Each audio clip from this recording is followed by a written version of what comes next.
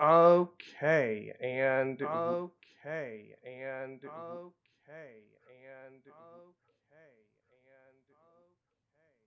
all right, we should be live, Jeremy. Yep, And you look live. okay, and I'm not going to have the chat, so if anybody comes in on the chat, please let me know. So, okay, but hey, everybody, want to welcome you to the other side of the die, where we discuss how you can have less drama and more fun at your gaming table. If anybody well, I was going to say anybody is watching. Hopefully, we have some people watching. But if you can let us know how our audio levels are like, that would be great. We had some issues last time we streamed a couple weeks ago. Just want to make sure that they are actually okay. So also want to let you know where you could reach us at. You can reach us on Twitter at the at other side die. Just keep in mind it's not the other side of the die. One to keep it very simple. It's just other side die. Or if you're old school, you can send us an email at othersidedie@gmail.com. So just want to let you know we do stream every other Sunday, started at 8 p.m. Eastern U.S. time. And we end when we pretty much run out of things to talk about. And I am one of your hosts. And Uh, I'm your oh, other one. I didn't say my name. Got to throw in the name. Okay, I'm your host. You don't need to know who I am. I'm Paul Postal. Go ahead, Jeremy. And I'm Jeremy Kimberly, the other host. So tonight we're going to be talking about how TTRPGs are not video games, and that there is no quick save feature. You can't do that. And we both have a couple stories that we can kind of share that go over Yeah. some of the pros and the cons. I feel like sometimes people get caught up on the negative or the positive side, and there's definitely both. So we're going to break down a couple of things on both sides of that. Yeah. Okay. And if we look a little frazzled, just had a little bit of tech issues trying to get on here, but we're going to rally and this is going to be an awesome stream. So, Jeremy, thanks for doing that intro. So, if I could, if you don't mind, I want to start out with my story. Yeah. So, this is actually a really good story. So, when D&D 5th edition first came out, that's how I actually got back into D&D. I had played several editions or a couple of editions uh, a couple of decades before that, and wanted to get back into the gaming. So when Fifth Edition came out, I got uh, my brother-in-law, and a friend of mine to run through the Lost Mine of Fandover starter set, and we were at the very beginning, and it's a goblin cave. And if anybody who has run through the Lost Mine of Fandover knows that there's a trap in there, and I don't mind giving spoilers on this. I mean, it's been 8 years since Fifth Edition came out, so if you haven't played it by now, but the trap is as you're going into the cave, Jeremy, it kind of goes.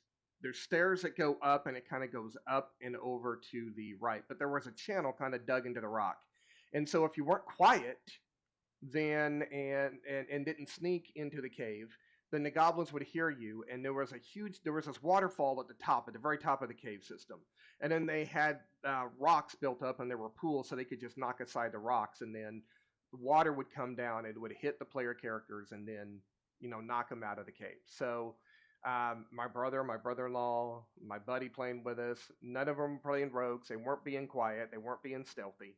So of course they make a bunch of noise going into the cave, and plus they got into a battle with goblins outside the cave.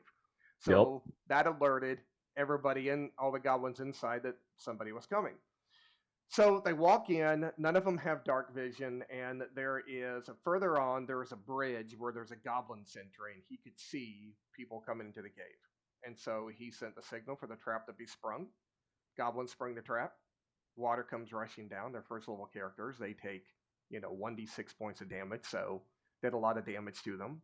And that was the end of the session. So we ended there. So I saw my brother-in-law at a family function, and he's like, Paul, we got to replay that over again. And he's like, we got beat up. And I'm like, what do you mean? Because I knew that there was no, save and reload in D and D. And he's like, yeah, we really got beat up. We need to replay through that again. And I was like, no, there's no playing through it again. Yeah. No, and he was just dumbfounded because he came from playing video games, and I had to explain to him No, I mean this happened. So you guys need to recover from this. There's no reloading a save game. In Skyrim, right before you go into the fort or something like that. You do that quick save just to make sure. Yeah, I feel like in a lot of RPG video games, Yep. there's dialogue and you want to see what all the possibilities are. Which one do I want? Well, I'm gonna save it and click every single one and figure out which is my favorite outcome. You don't get that. Right. You and I don't think you should. If that's the case, your actions don't matter. Yeah, absolutely.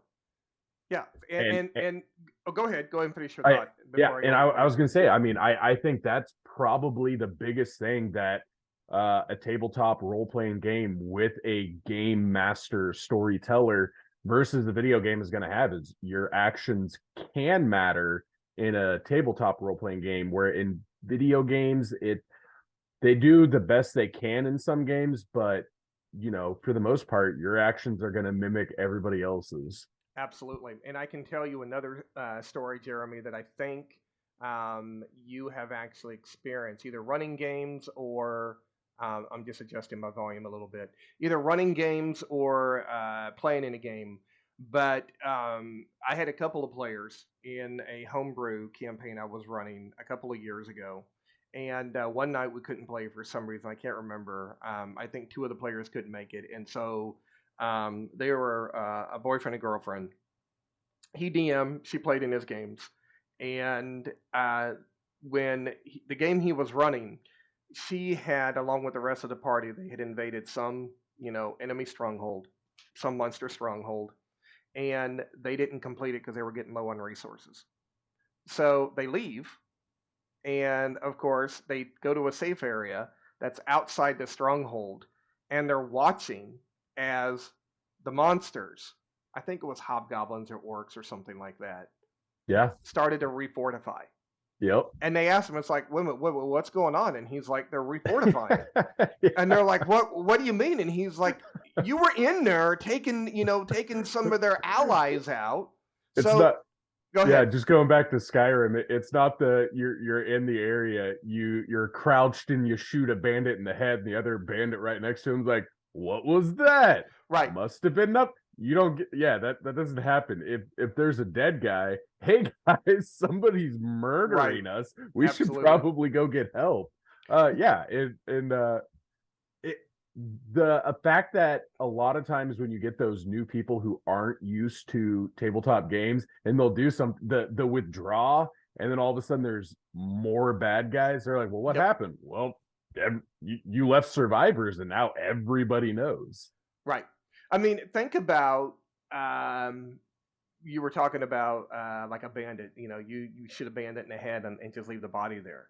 But I think a lot of people who come from video games don't expect the bad guys to think intelligently. Mm-hmm. And I'm replaying through Breath of the Wild, Legend of Zelda Breath of the Wild, because I got a Switch. I had a Wii U before that, and I got a Switch. Love the game so much, I bought it again for my Switch. And I'm playing it, and I'm thinking these monsters in this game are freaking stupid Yeah. because I don't think you've ever played Breath of the Wild. But if you come to a monster stronghold, you have these goblins they call boklebens that are like goblins, but they set these stands up, right, and they have lookouts, they have sentries. Well, if you can fire your bow, and if you get a headshot and your bow's powerful enough, you take them out instantly. But they'll have like a stronghold, and they'll have like three or four of them set up. And I've played this game so many times where I've taken out all The the lookouts, centuries. right? Yeah. And the enemies, the bad guys, the other ones are like around like a campfire or something. They're looking over. They turn and look right over at where the lookouts were, and they're not thinking to themselves, "Wait a minute, Yeah. Bob's gone, Yeah. Larry's gone." Yeah, and I mean that's maybe in another 10-20 years video games will be dramatically more sophisticated to have more intelligent enemies Right. like I don't know if you've played the new Forest game that came out about a week and a half ago now. The enemies in that one are a bit more intelligent. They have different behaviors and stuff like that, and it's Mm-hmm. really uh it's really crazy playing a game like that where you kill an enemy and another one will come over and start to mourn them in front of you or something like that. In a video Wow. game, that's really we're not used to that. Right. To kill one enemy and watch others run away because you killed an enemy too quick, Right. and the other ones are like, I don't want to fight this guy anymore. So it's really interesting. I think in those kinds of aspects, it could change. I think there's things that in the TTRPG scene, the tabletop role playing games, you're always going to have advantages over video games and the freedom and flowiness that a storyteller can give you versus a video game. Hmm. But yeah, enemies being stupid is probably one of the biggest video game problems with enemies. Yeah, and it's also, just to wrap this up about Breath of the Wild. I mean, there's times I've been fighting bad guys, and they're all gathered around this campfire, and I'm like not even 15 feet away, from where some of them are, and they'll have their back turned so they can't see. But like in that game, the only time they come after you is when they see you. So I'm like, I've taken out a bunch of your allies. There's been so many times I've taken a whole group of enemies, and I look over and there's one lone enemy sitting by himself at the campfire, and he had his back turned, and so it's like they didn't hear anything that was going on. You know. Well, So it go ahead. it makes me kind of think there's a bunch of parodies and stuff on Skyrim. I kind of bring it up because it's pretty similar to Mhm. tabletop, but there's a lot of parodies on it where you're the dragonborn, you have like the most ridiculous crazy armor in the game, and you're walking down the road and some bandits come up and are like, give us all your money. Yeah. You're not going to get that in tabletop role play. Like No, you're not. maybe when you're low level, the storyteller may have bandits attack you. I know for a fact if you're level 15, highwaymen are not going to attack you. Right. It's going to be pretty evident that that would be suicide. Yep. But in video games, the enemies can't have that kind of logic. Yep. Absolutely. Well, and I think that that's one of the advantages of tabletop role playing games is besides, all the benefits we talked about in our first live stream, but video games cannot improvise. Yeah. They can't. Uh, DMs can, or GMs can. Yeah, and that's one of the greatest things. Before we kind of go a little bit more into that, kind of Mhm. with the quick save feature, I do want to kind of bring it up because I feel like a lot of people do tend to forget the DM's side of the story a lot. Mhm. And however much players tend to think that, oh man, I wish we could redo that. We messed that combat up. I wish we could do that. A lot of times it's not talked about how a DM, we plan an encounter out and then it was way too easy. But I'm not going to Yeah. say, hey guys, you steamrolled that. Let's roll it back and I'll add four more enemies. Yeah. You don't get that. Same thing with the NPC dialogue, right? Uh, Players I know would love to be able to redo some of those NPC dialogues. How many times as a DM do you say something you shouldn't have, Right. but now it's out of the bag? And so DMs really have to improvise a lot. And I think the DM probably wishes there's a quick save feature a lot more than the party does. Yeah. But it's not as noticeable because the DM typically he doesn't say anything because he or her them the storyteller doesn't say anything basically because it would break that illusion of like the immersion gameplay. So they just kind of got to keep it to Mhm. themselves that, hey, I just messed up. Yep. Uh, so I think it's ignored a lot more than when it happens to players. But I would probably say it happens the most to the storyteller. That's something I actually hadn't really thought about, Jeremy, but I think you're spot on with that because that's happened to me when I've run games. I've accidentally said something, let a secret slip or something they weren't supposed to know right then slip. Or, to your point, combat goes badly for the DM, not to make it sound adversarial, between Mm-hmm. the players and the DM, but sometimes the dice are on the side of the players in some game sessions, and they're not on the side for the DM. I've had sessions like that, And you're exactly right. I mean, when I play in person, I make all my rolls behind the screen. Yeah.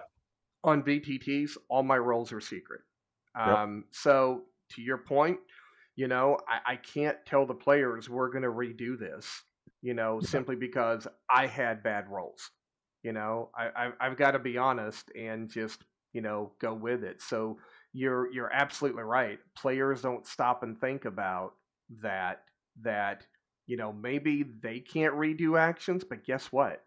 The person running the game, they can't redo actions either. Yep. Human error. Yep. Yeah. So kind of going from that to the next one, how can it benefit players? Hmm. Because I feel like a lot of times people get caught up a lot more on how it can't kind of one of those things where you can't reload the NPC dialogues and stuff like that. But with that freedom and stuff that we have, the ways it can help is just a story from one of my own games. When I was younger, one of my friends, we were playing and they came across the locked door and they didn't have a rogue. And so one of them tried to pick the locks and they didn't succeed. It was like a big stone heavy door. And he goes, "Well, what are the walls made of?" And I was like, "Okay, well, I mean, it's a, there's some wooden walls. They're kind of thick." And he goes, "Well, I have an axe. Can I just spend some time and chop my way through the wall instead of the door?" And lo and behold, given, an hour of time, he chopped through the wall. You're not going to be able to find that in a video game where you don't have the key or you fail to pick the lock. So you decide to just take a couple steps to the left and just blow your whole, Right. blow your way through the wall. Right. Uh, you get those kind of freedoms where uh, I've seen players where they come up with an idea of, if I shoot a rope that's holding that thing over there, would that be able to swing and cause and do this?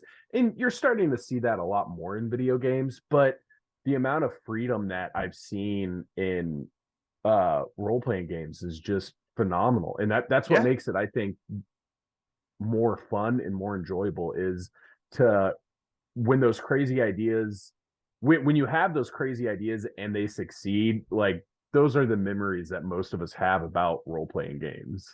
I mean, you made me think about something like, well, number one, to your point, if it's not programmed into a video game, you're not going to be able to do it. Yep. Okay.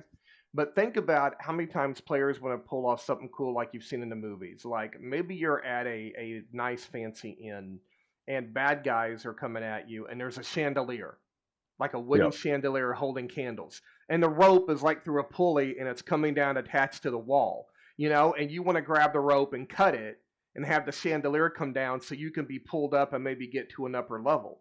You know, you can do that in role playing games.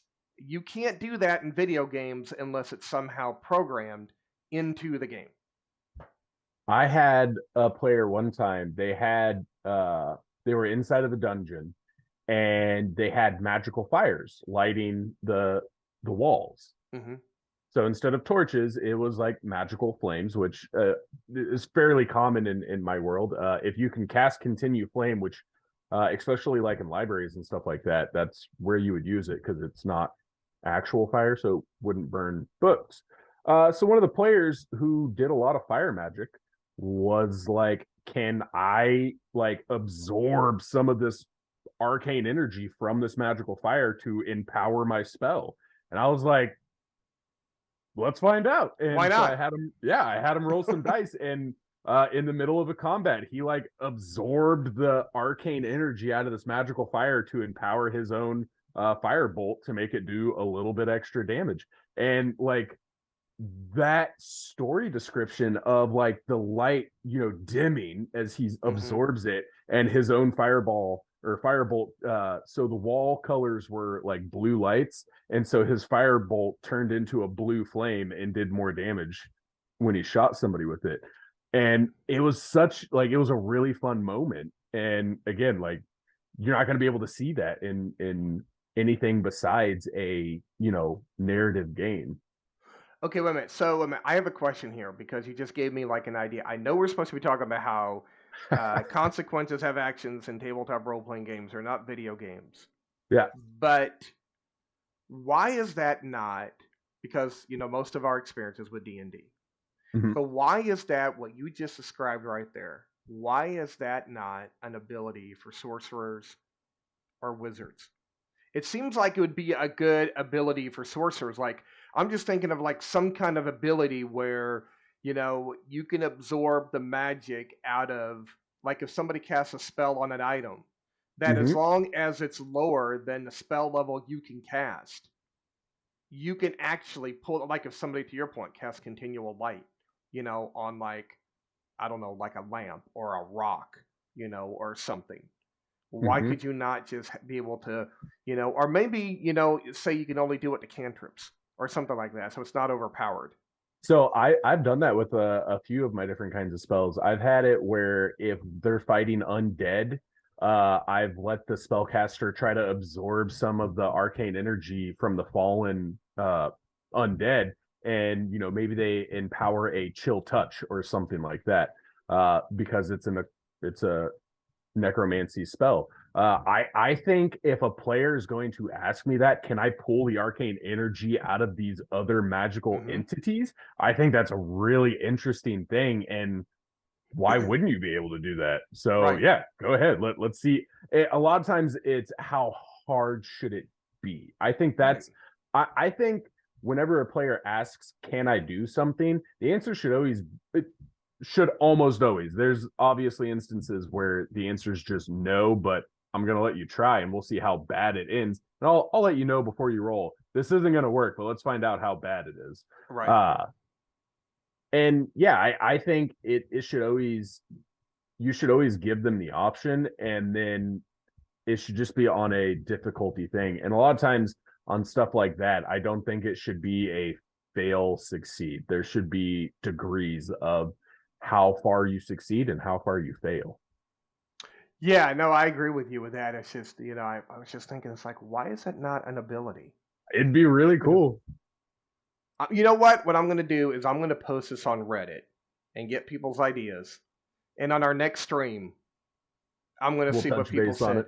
Yeah, Yeah. I want to see what people said because I think that's a brilliant idea. So, okay. Any other thoughts about how consequences have actions, how you can't reload something, how that can work for the players? Yeah. Any other So thoughts, Rob? yeah, I was gonna say in my own games, I think this is probably, and we were kind of talking about it, and it made you super interested in some of the stuff I was talking about. Uh, so in my own game, when I was a kid, I was playing second edition. We were playing in a gaming world that I had made, and we played in that probably for 8 to 10 years. Hmm. And as campaigns happened, the history that was going on continued. And so there's one island in particular that was called Orc Island. That was like the nickname of it. It was in a big gulf, kind of like the size of the Gulf of Mexico, right? This massive gulf. And in the center, there was an island that was a massive orc citadel, and they would send their navy out and pillage the surrounding area. Hmm. They were the pirates of the Caribbean, basically, in this area. And eventually, the players ended up going to this island, and they eradicated the island. The orcs wiped; they were all wiped out, and the players ended up rebuilding the island for their own Hmm. little city. Uh, and then later on, one of my players came back, and he had seen that Gulf area, the commerce was never better in this area, because without the orcs, commerce was able to thrive because the pirates were down. The city had started to develop significantly on this island as a major trading hub, and he was so interested in his character had nothing to do with this island, and yet when he found that out, there was so much joy because his previous character had been one of the people that had gone and done that. And so to Yeah. be able to see a lasting effect on a gaming world is uh, it's amazing when players see that kind of stuff. It really drives home that your decisions do matter, and I think it kind of helps with that murder hobo effect a little bit when Hmm. my players know that if they I mean, I'll send bounty hunters after you if you do that. But you want to make the world better when you know that your next characters are going to be inheriting it. Yeah, I see what you're saying. Yeah, I mean, if players know that's a given, that I mean, because I've never done this in any of my campaigns, but I've read online of DMs who um, have done like a time jump. You know, they've done like a 50-year or 100-year, time jump, and their actions, the players' actions, or the players, the characters who are playing at that time, you know, some of their actions or whatever, like they did exactly what you said, where, in the next campaign, there was a time jump, they played different characters, and it was exactly what you're talking about. That they Mm-hmm. saw that their previous characters, their actions, they saw the consequences of those actions, like the DM had just extrapolated them out to see that. I've never had the chance to do that, but I always thought that would be something that would be really cool to do. I was gonna say Mm. I think some of my players, the whole reason they prefer me over a lot of other storytellers is just because uh that fact right there. I try to stay in one gaming world up until my players basically blow it up, which I'm on my world 3 right now because they've blown up the last two. So I am developing a new one right now. Uh That's awesome. yeah, but it's I don't know. There's something it's really enjoyable as a DM as well to have this lore that slowly builds up and everything like that. Yep. Uh but yeah, just players having a lasting effect on history. And I it's also interesting because like I've had players where sometimes they if they die, so say a group dies trying to get rid of a problem, that problem didn't go away, right? So Mm-hmm. like if we're playing in one section of the map and the players failed to kill the lich Mm-hmm. and then they go play in this other side of the world, they know that that lich is still growing and still doing stuff down in that Right. region. Right. And so they have this like pressure, like they're doing whatever they want up here, but in the back of their minds, they're like, I know Jeremy, and that guy's still down there doing stuff. Like that could be a problem. Maybe not for these characters, but maybe our Later next on. campaign, yeah, maybe the next Yeah. campaign's right back down there, and now he's way more powerful because we haven't dealt with him. Yeah, what you're saying there is right along the lines of Matt Colville said in I think one of his very first YouTube videos. That he said one of the best ways to start a role playing game campaign is give your players like 3 or 4 options right at the beginning. Like let's say they got 4. It's like, yeah, this is happening in the north, this is happening in the west, this is happening in the east, this is happening in the south. Okay, where do you guys want to go? Which mission, which quest do you want to go on? Because whichever one you take, the other 3, just because you're not Continue. there and you're Yep. ignoring them, there's still going to be problems with those. And that reminds me of something that my brother had said to me one time, because he's been playing in pretty much all of my games, for ever since we were playing D&D second edition. So he's been in a lot of games that I've run, and he said to me a few years ago, he's like, Paul, the problem with D&D, because we were playing D&D at the time, he said, is that nothing happens until we get there. Mm-hmm. And that really spoke to me because he's exactly right.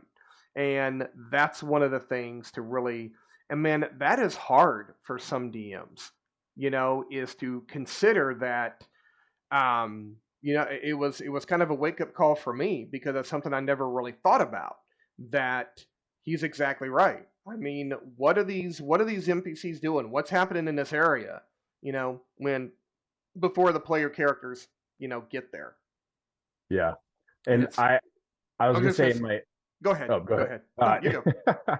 So something that I try to do, and I definitely feel like if you're the DM, the storyteller, or whatever, you're definitely trying to improve.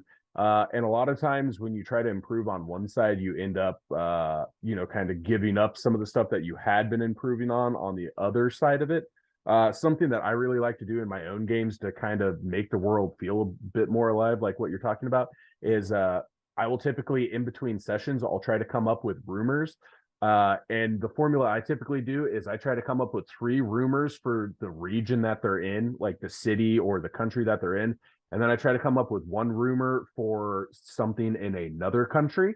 So if they're at the tavern and they're just drinking or they're walking around town, I can just throw one of these things out. And it tends to make the world feel a little bit more alive, especially when they get those ones from other countries. It can always change the campaign dramatically too. You throw a little bit of a rumor out, and the characters are like, "That sounds interesting. Let's go do that." It's not even really a hook. You're just trying to build up the immersion, but it can have a really good impact in the game. So this might be helpful for anybody watching this video, Jeremy, but because this has happened to me, when you have rumors, excuse me, you have rumors, but then players don't go around and ask anybody about anything that's going on. So my solution to that is gone with the tried and true town crier. Yeah, You know, you got the yeah. town crier in the center of town just out there just, shouting the news.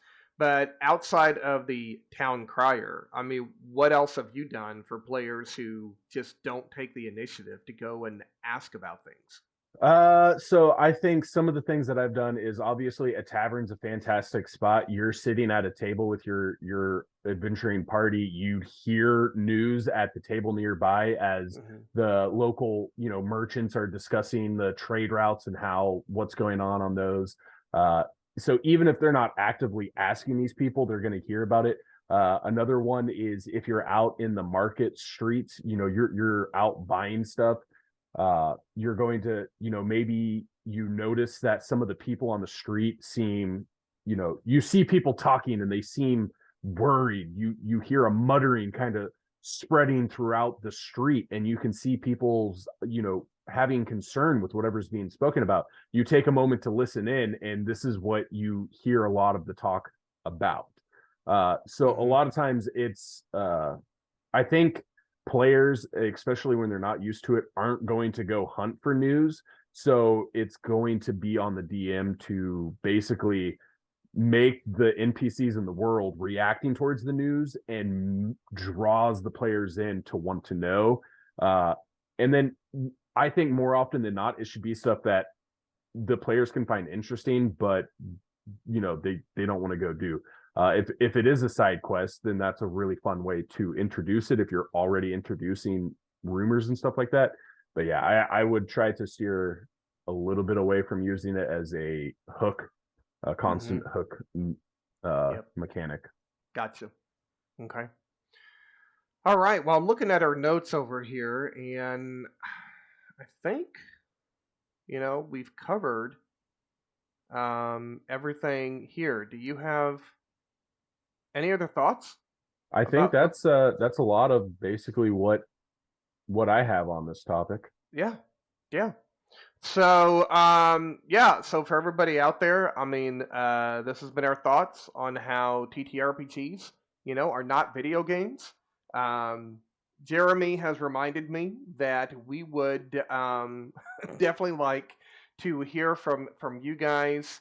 So if you're watching this on YouTube, please put some comments down below and just let us know about any topics related to tabletop role playing games you'd like us to feature. So you can either do that through the Twitch chat or on Twitter. You can see our Twitter handle down below. Again, or any kind of YouTube comments. Jeremy, you want to let everybody know what we're going to be talking about next week or in 2 weeks? Because I'm excited about this topic.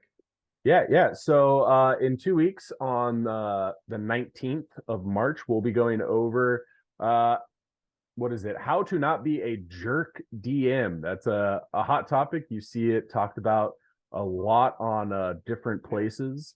If you're watching this on YouTube, please like and subscribe. If you'd like to reach out to me, I don't think we have that down. My handle is mimics maps at Twitter, and you can let us know either through the other side of the die Twitter or my own, and we'll try to get topics that you guys are interested in. Yep. Uh, But yeah, thanks for stopping by, listening. Hope you guys enjoyed. Yeah. All right. And we will see you guys in 2 weeks. Thanks, Jeremy. We will talk to you later. Have a good one. Have a good one. All right. Take care.